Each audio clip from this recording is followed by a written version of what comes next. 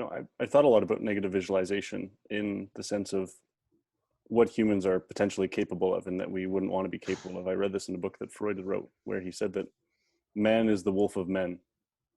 And in some way, I think that references this study that was done by a guy named Milgram, and he took groups of people and put them into a room in which they had the essence of the study was that they were testing how positive punishment, so you're giving pain to someone in hopes that they'll not do the thing that they're doing currently in the future, how positive punishment could be used to teach people.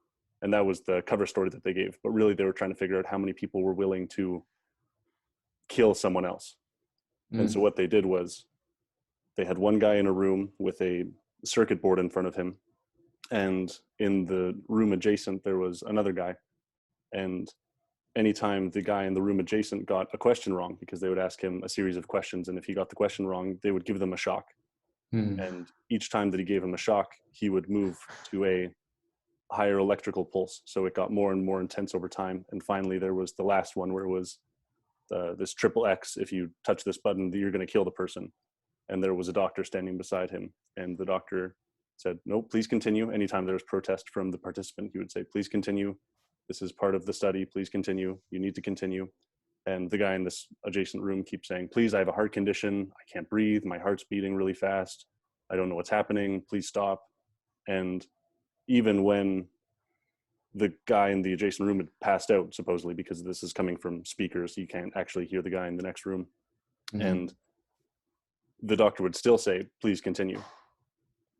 And Milgram did this experiment after the, I want to say it was the Geneva Convention after World War II, as a lot of the Nazis had used the excuse of being under orders for why they'd committed the atrocities that they had.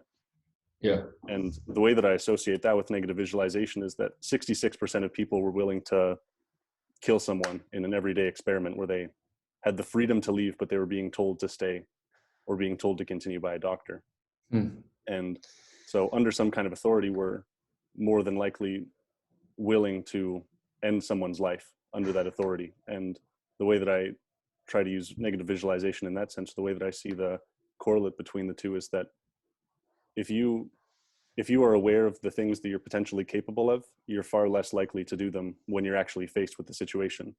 You can go through all of life saying, no, I'd never do this. No, I'd never do that.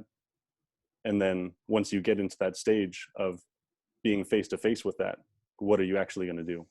What's going to happen when you're face to face with the devil and you're looking in a mirror?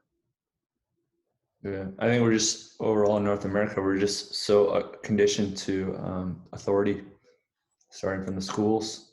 Just like we have no option.